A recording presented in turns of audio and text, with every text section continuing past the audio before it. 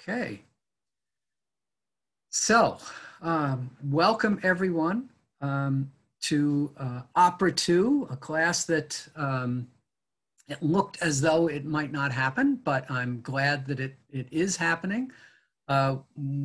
This is a little bit different format, or a very different format from what we're all used to, but it's the best we've got for now. And certainly in terms of advantages, you don't have to drive any place to take part in the class, which is wonderful, nor do I.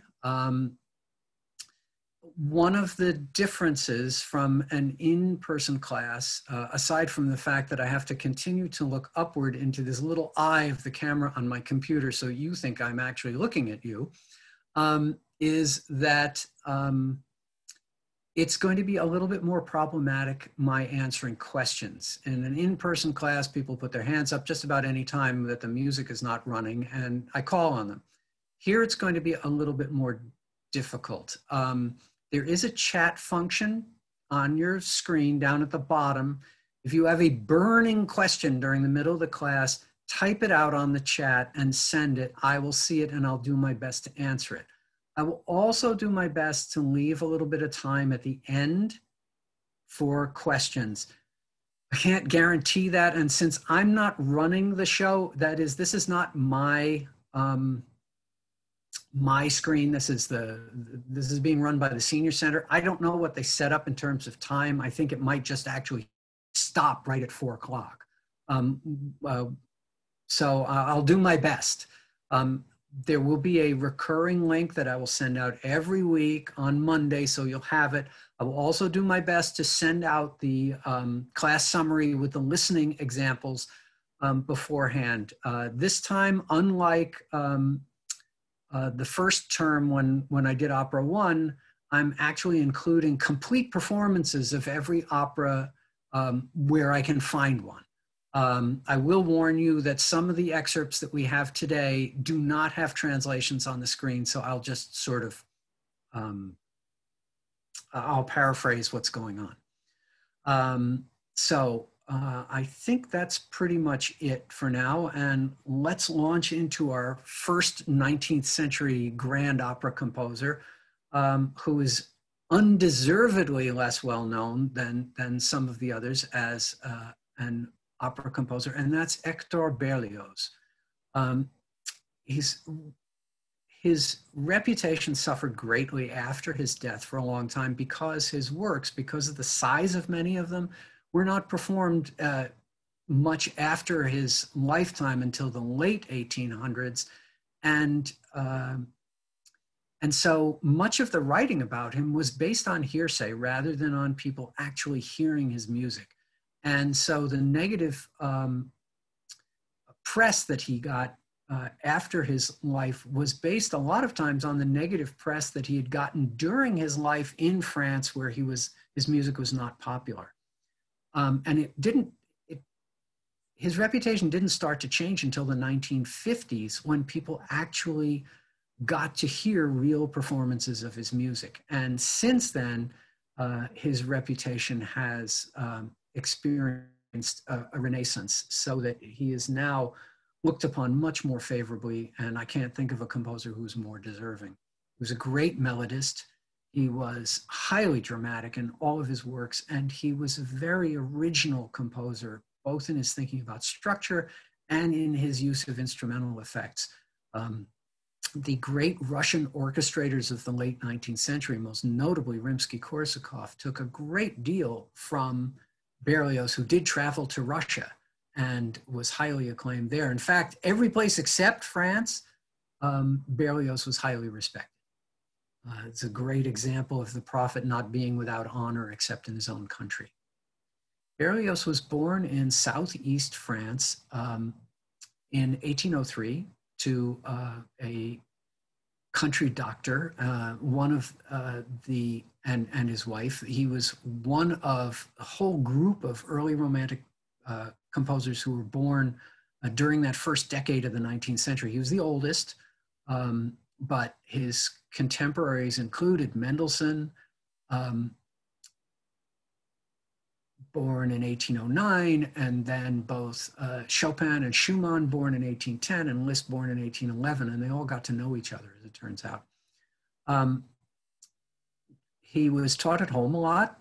He had sporadic music lessons, but his father wanted him to go into medicine. And so he went to Paris to study medicine, discovered that he couldn't stand the sight of blood.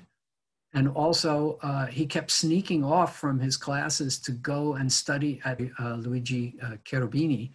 But eventually he got accepted and went there and studied for a number of years, eventually winning the Prix de Rome. And that was something that was highly sought after. And he was far and away the most talented composition student at the conservatory. But he didn't win it the first time because his cantata, which was the form that had to be used for this prize, a choral work, contained actual fireworks. And so it was looked upon as way too adventurous because the conservatory was a very, very conservative place at the time. So he toned it way down the second year and won the Prix de Rome. However, in the meantime, before he embarked on his trip, which was in 1830 when he was 27, he had actually finished a remarkable work. It was his first symphony, the so-called Symphonie Fantastique. And I could spend the entire hour and a half talking about what a revolutionary work this is. And I do want to play you a little of it, even though this is a class about opera, simply because Berlioz's view of all of his music was essentially dramatic and cinematic. So that his four symphonies actually have extra musical connotation. That is, they have meanings or connotation taken from something outside music. So the Symphonie Fantastique is actually the first program symphony, that is, with a theme that is literary,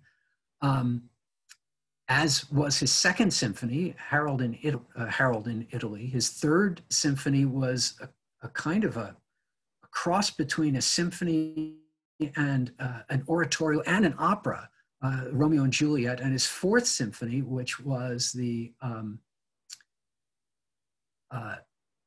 Funeral and Triumphant Symphony, was actually meant as a kind of a big fireworks piece, not literally, but in terms of the musical effect. And so none of them was the standard symphony of the type that his contemporary Schumann would be writing, for instance. But to show you how revolutionary this work is, I'm going to compare it with a work that really had pushed symphony to its outer limits in the 1820s, and that's Beethoven's Ninth Symphony. Because it included chorus, it included a very large orchestra for the time. And so what I'm going to do now is I'm going to share my screen and I'm going to start showing you the first of our excerpts. So hang on just a second while I do that.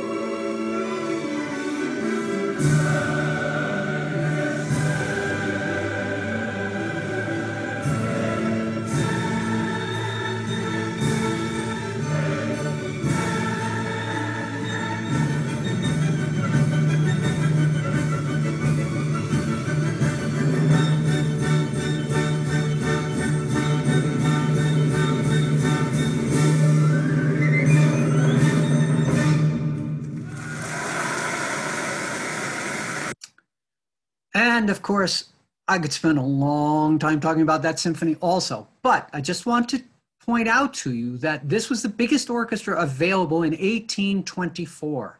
That is, he used not just timpani, he also used bass drum, cymbals, and triangle, mainly because he includes a Turkish march in the last movement. But he includes trombones, which was pretty unusual still at the time. And plus, of course, a huge chorus, and that was a charming performance. But now we just go 6 years later, and Berlioz, who was only 27 at the time, writes this enormous 5-movement work. It's not quite as long as the Ninth Symphony, but still is over almost an hour long. And in it, not only is it the first programmed symphony, it is the first symphony that is cyclical. That is, it uses the same theme in each of the 5 movements. And that theme is something that Berlioz called the fixed idea, l'idée fixe. And it is a symphony that's sort of biographical about a young man who is in despair about unrequited love and takes an overdose of opium and has this fevered dream, and each of the movements has a different scene in it. And in the final movement, he's carted off to the Bear Mountain where the St. John's Festival with the witches' Sabbath takes place, and his beloved joins the witches, and it's all really crazy. But this is at least 10 years before Wagner started using a theme that later he called the Grund theme, and other people called the Leitmotif, where each character gets its own theme. Well, Berlioz was doing that ahead of time. So now what I want you to see is the size of this orchestra. Not only does he have trombones, and not only does he have bass drum and cymbals and triangle, he has snare drum, he has bells, I mean big bells. He has not 1, but 2 timpanists. Actually, in one movement, even has 3 timpanists. He has not 1 harp, he has 2 harps. He has not 1, but 2 tubas. I mean, this is an enormous orchestra. And as a 27-year-old, he has mastered how to write for all these instruments. So I'm going to play you the last part of this so you can hear how, in a lot of ways, how operatic this is and how it sets him up for his work on operas thereafter. This is Leonard Bernstein conducting the French National Orchestra.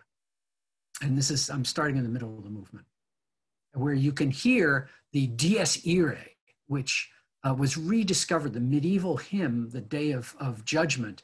It was rediscovered in the 19th century, and composers left, right, and center used it in their works. Berlioz, again, one of the first to do so.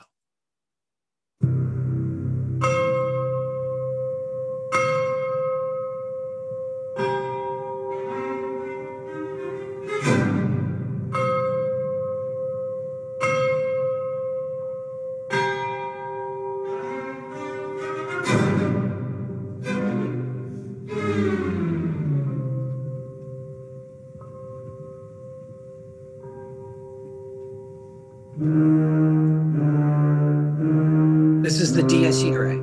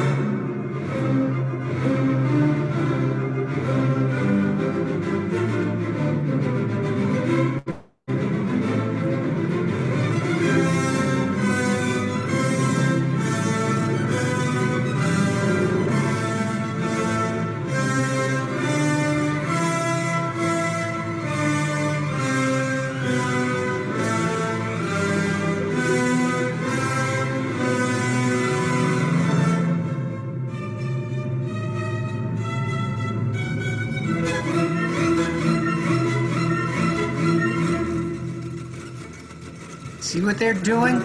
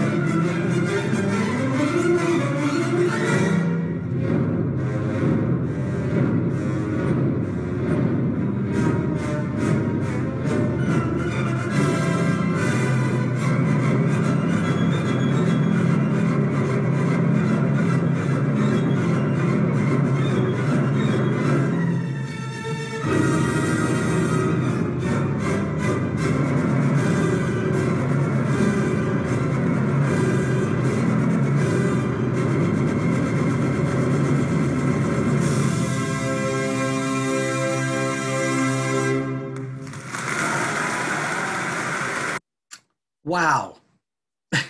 That's just such a fantastic piece.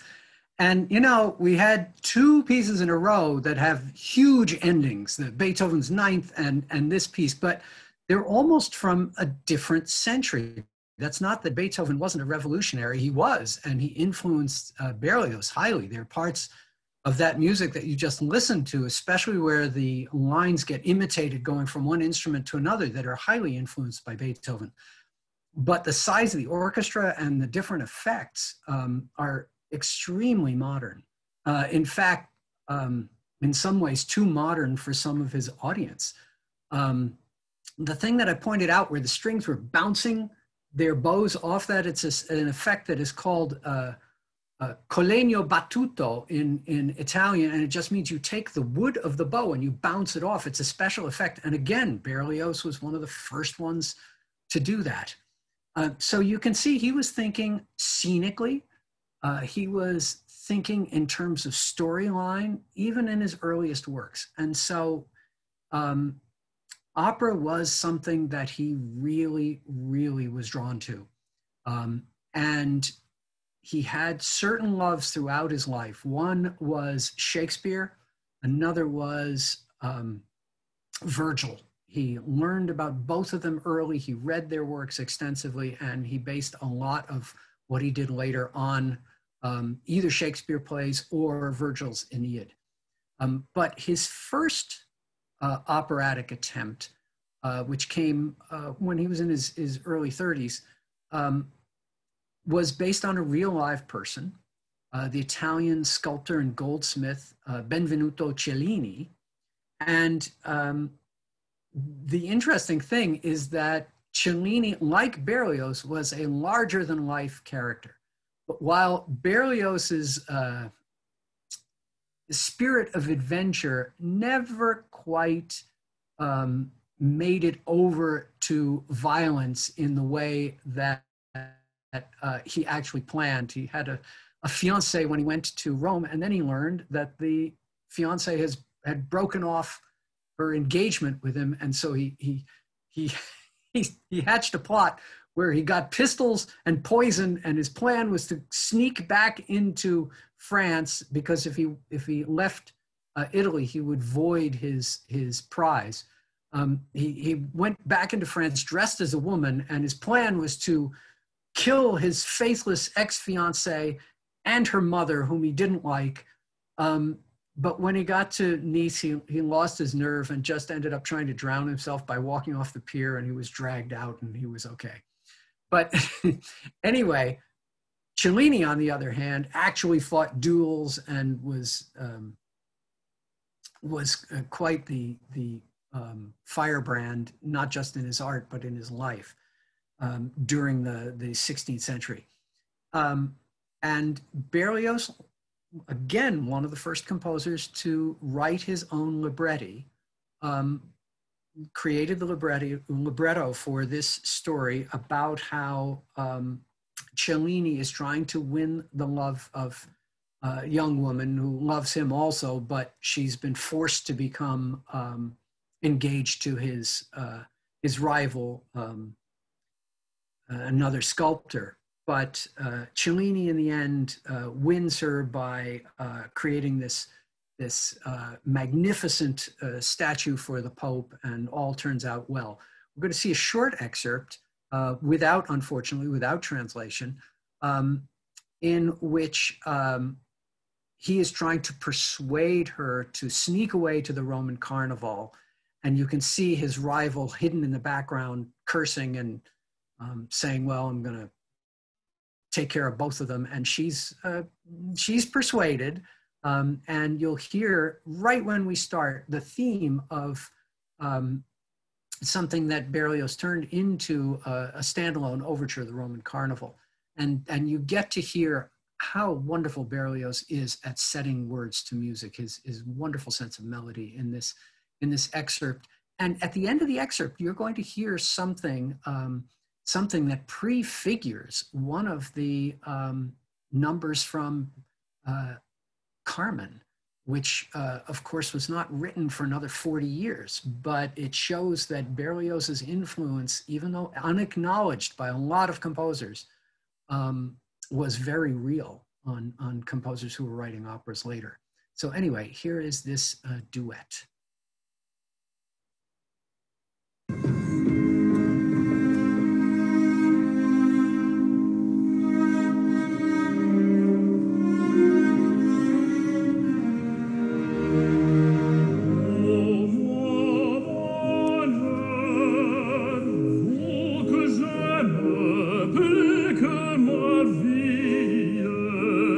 Teresa,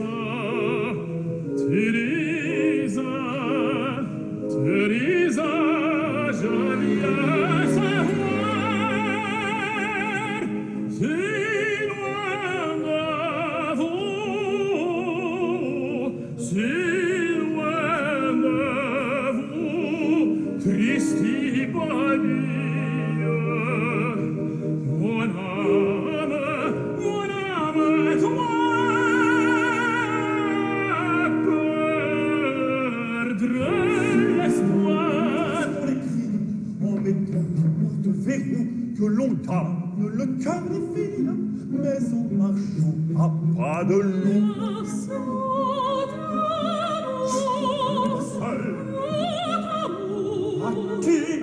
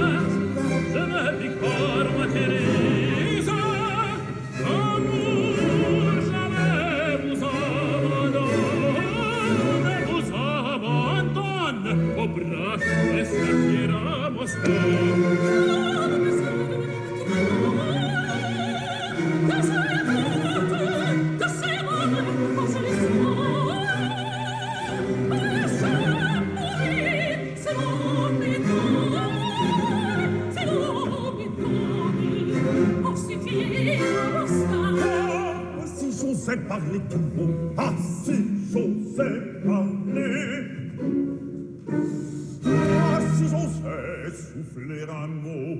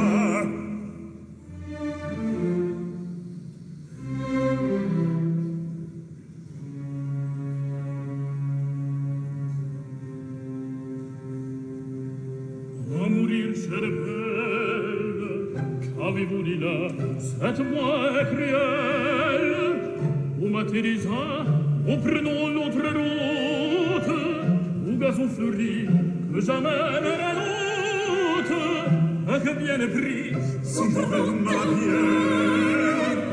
Mais cassez-moi, soyez pas la belle, écoutez-moi bien.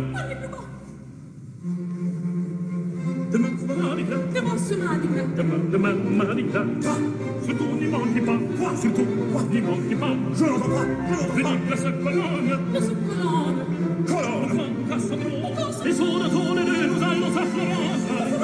Florence, et son forteresse, l'espérance, le calme, voyez-le.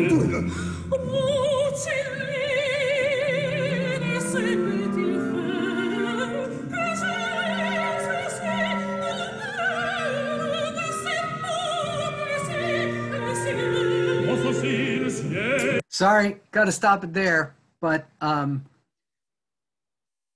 that last part that was so fast is something that I would swear, if I didn't know, came straight from Carmen. But of course, Carmen wasn't written until 1875. So, and yes, Judy, I did end up making it full screen. Sorry for getting behind. Sometimes there's so much stuff that I have to think about with Zoom that I wouldn't have to think about so much with a live thing. Anyway, despite how charming that is, it was a total failure. In fact, none of his three major operas was successfully performed during Berlioz's lifetime. That is, they were performed, but not successfully. His second opera was The Damnation of Faust. And it was a hybrid. That is, it was originally not staged. It was presented in concert form, almost like an oratorio. That is, the singers up in front of the orchestra singing. And in fact, the part that we're going to see is from a concert performance, but it was later done as a full opera. It was a hybrid, and so he called it a. What did he call it? He called it a dramatic presentation or something like that. And he based his libretto on Goethe's Faust. And in that, for those of you unfamiliar, the elderly philosopher Faust is tired of life, and Mephistopheles, the devil, comes to him and says, "Hey, I got a deal for you. There's this pure young woman, and she's going to change your life." And of course, so he meets Marguerite, and they fall in love, but he has to run away because the villagers have noticed that there's a man in her room, and she'll lose her honor. So he runs away, and in the meantime, they have arranged to meet by giving her mother a sleeping draft, but the effect becomes cumulative and she dies. And Mephistopheles comes to Faust and says, "Hey, guess what? Your beloved is going to be executed tomorrow." And Faust says, "Oh my God, how can I save her?" And Mephistopheles says, "Hey, I got another deal for you. You just give me your soul and I will allow you to save her." And so he says, he can't think of any other plan. So he says, "Okay, you got a deal." So where we're going to come in is in the midst of Mephistopheles and Faust discussing what's happening next. And what's happening is they're riding horses, and the scenery becomes unfamiliar, and Faust realizes that he's not going to save her, that Mephistopheles is taking him straight to hell. And so that's where he goes and undergoes eternal torment. Marguerite, on the other hand, after her execution, goes straight to heaven. Not a happy story, but in this excerpt, you will see that Berlioz, again, is painting this picture of this demonic ride, and this section is called The Abyss and Pandemonium. So here we are, and okay, Ride to the Abyss and Pandemonium. And I wish I knew who the soloists were. I do not, but it's very exciting music nonetheless. Sur ces deux noirs chevaux, prompt comme la pensée, montons et au galop, la justice est pressée. That is Mephistopheles. That's Georg Schulte conducting.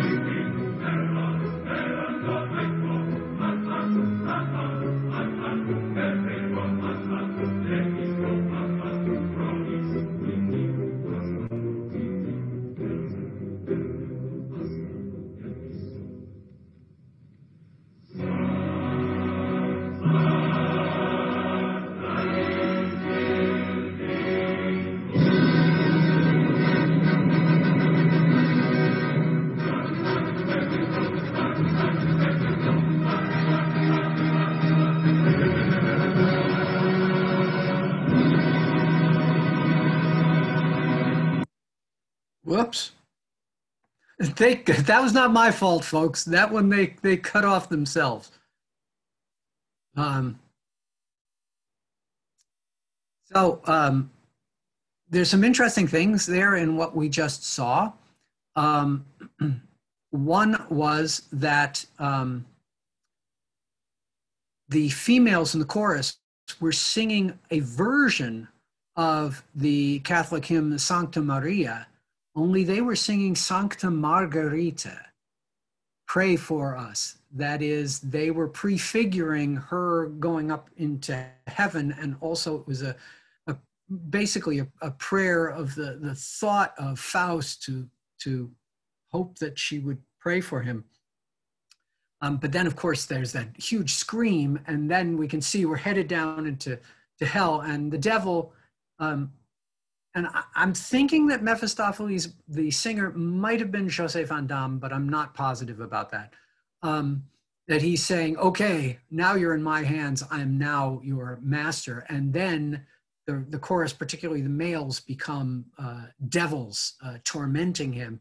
I'm not quite sure why Berlioz called for them to sing this way.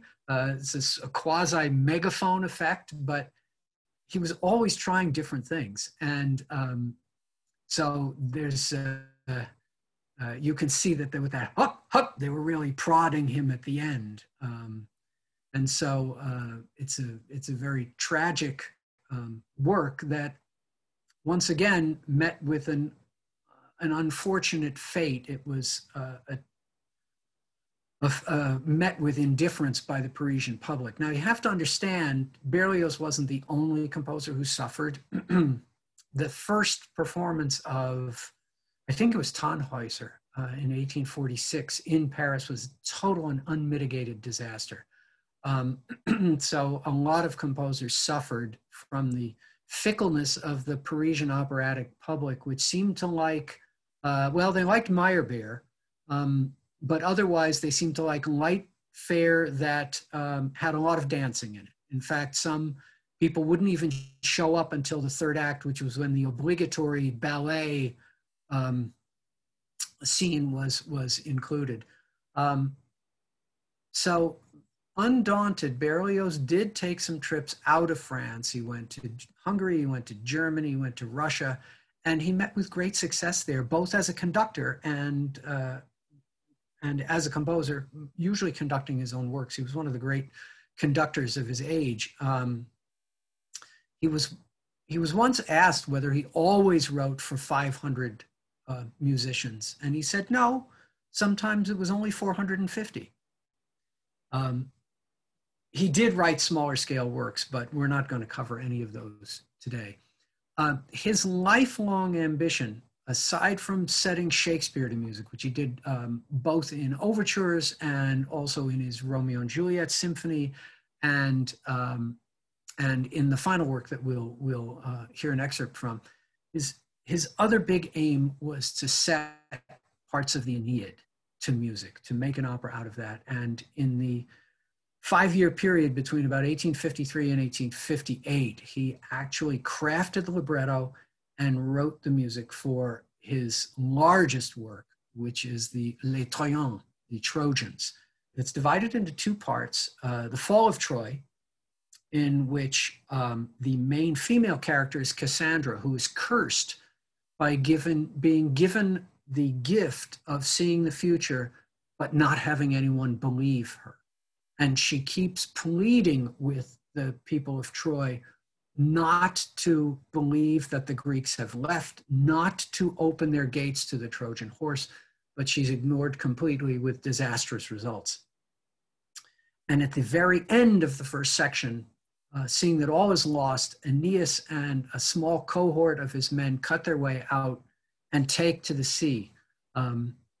Like so much of Roman literature, Virgil bases a lot of his models on Greek predecessors. So it's kind of the Odyssey and the Iliad in reverse, that it is told from the Trojans' point of view rather than the Greeks' point of view.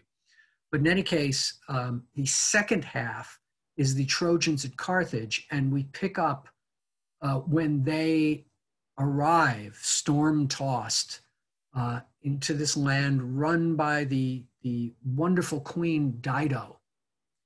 And Aeneas and his troops show up, they are welcomed, and then they actually help fight off invaders who are trying to take over Carthage. And that, of course, endears them greatly to Dido and her followers. And that's Act 3. The first two acts are in Troy, then Act 3. And then by the beginning of Act 4, Dido and Aeneas have fallen in love. And what we're going to listen to first is one of the most famous standalone moments from the opera, which is done often as an orchestral work. It is called the Royal Hunt and Storm music. And in that part of the Aeneid, they go out hunting together with a lot of their followers, and they are attacked by a huge thunderstorm, and they find shelter. And during that period, as it clears up, they realize how much they are in love with each other. So we'll be seeing this in the excerpts. We're going to see a number of them from this opera. And the first one, conducted by, I'll tell you in a minute. This is the Royal Hunt and Storm music. And I've just got to get to it here. There we are. Okay. And this is John Eliot Gardner, of course, with the Revolutionary and Romantic Orchestra. And so here we are with the Royal Hunt and Storm music from the Trojans at Carthage. It's the beginning of Act 4.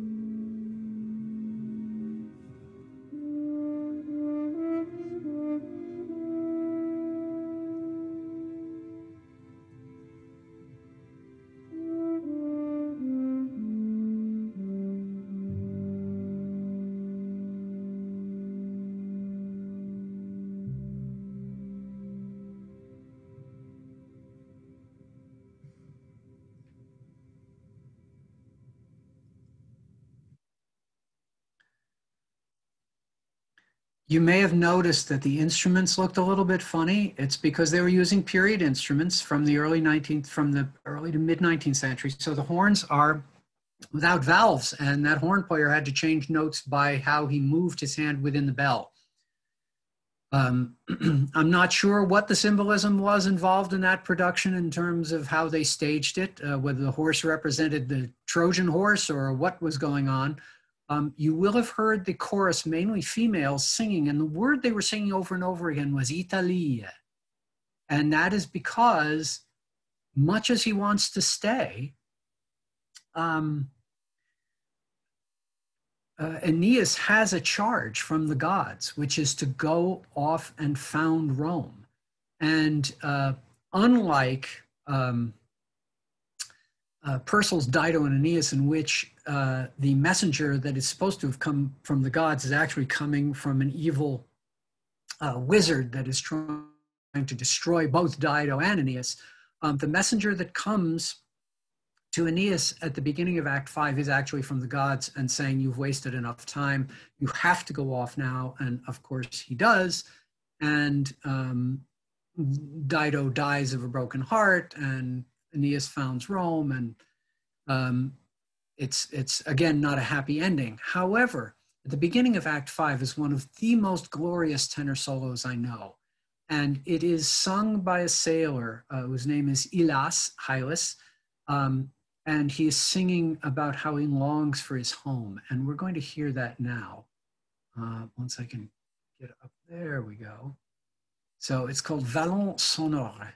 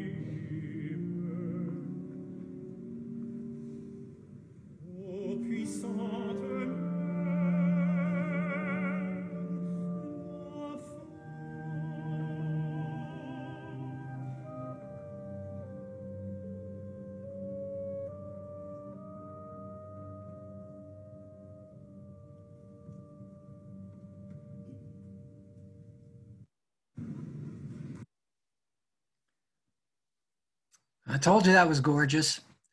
And that happens, sailors are asleep, and while they're asleep, and after this happens, Dido and Aeneas sing about the beauty of the night.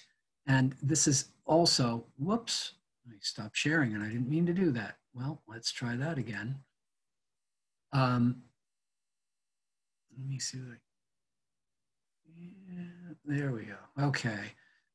Nuit d'ivresse, where they're singing about the beauty of the night and how blessed they feel in their love. And unfortunately, this happiness does not last, because very soon thereafter, the messenger comes from the gods and says to Aeneas, you've got to go.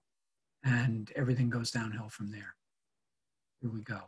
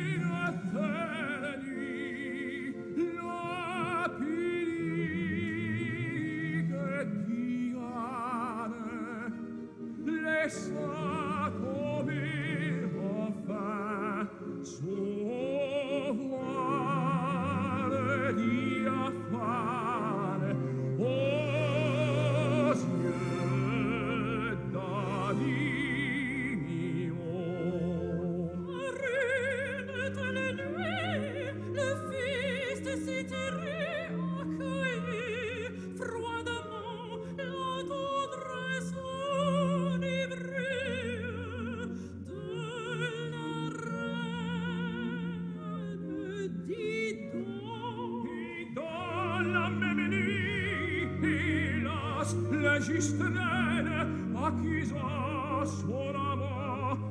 Oh bene, lui sa bene, le plus tendre pardon.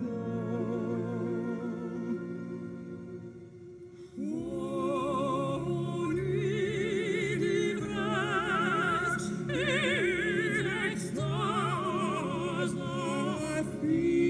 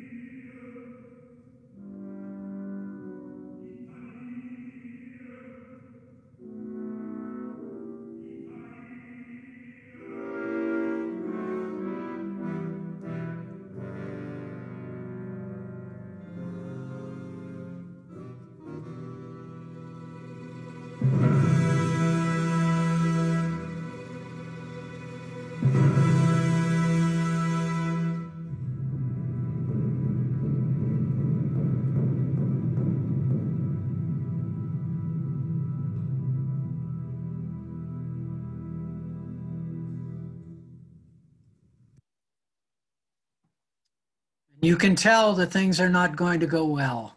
I don't know who that tenor was, but he was really terrific. Okay, Gregory Kunda, who's not somebody known to me, but Susan Graham has made this, mezzo Susan Graham has made this one of her signature roles. Now, just for fun, I'm going to show you a trailer that was put together for a production by the Royal Opera House in Covent Garden, which kind of mashes everything together, a lot of the themes, and it's only about a minute long, but it's pretty spectacular in terms of the production values. So anyway, here it is.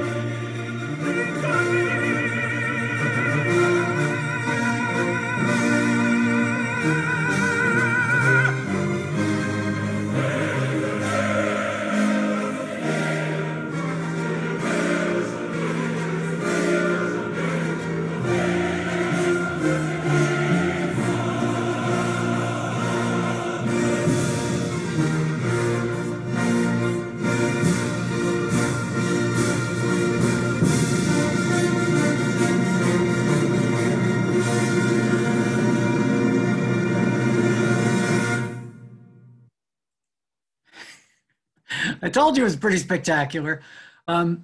Unfortunately, as wonderful as a lot of this opera is, Berlioz never saw it staged in its entirety during his lifetime, which was a great shame. Now, I have seen it done in a production by the Met on TV a few weeks ago, and I have to say that I was actually a bit disappointed in the drama. It seemed a little bit flabby to me, but the music was to die for. And I have to confess that my parents had a recording of the Trojans at Carthage that I listened to a lot when I was a kid. And so that march that you heard, that's the Trojans March, and it stuck with me forever. And so I love the music. I love the music of that opera. Now, Berlioz's final opera, again, is sort of a hybrid piece. It's often done in concert version rather than staged, is Béatrice et Bénédict, taken from Much Ado About Nothing. And again, Berlioz wrote the libretto based on his beloved Shakespeare.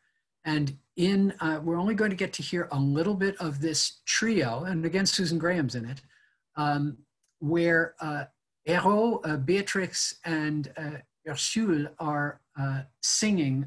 This is just before Hérault finally gets to marry after all the terrible things that happened to her. And Beatrice realizes how much she wants to marry Benedict. And at the end of this trio, somebody calls for a second couple to be wed, and Beatrice and Benedict declare their love for each other, and all ends happily. So this is one of Berlioz's happy ending operas. So in any case, this trio sings, the three of them are singing about the joys of wedded life, and we'll get to hear a bit of it.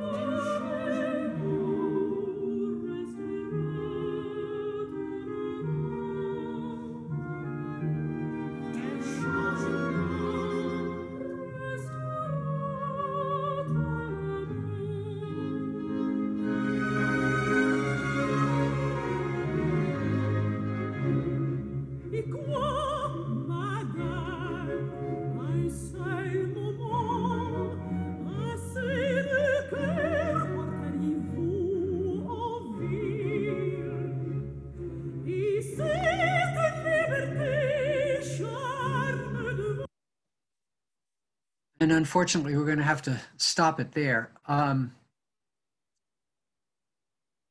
But you can listen to these by clicking on the links. Now, Janet, because I sent you a PDF, you're going to actually have to highlight those links and then put them in your browser to watch these. I have included the complete operas so you can see them in a production. And Next week, we will be staying in France. We will be looking at the life and operas of Bizet, who took a great deal from Berlioz. It's unfortunate the only composer who acknowledged Berlioz's influence was Mussorgsky, who got a great deal from him, and we'll see that in action when we get to the Russians.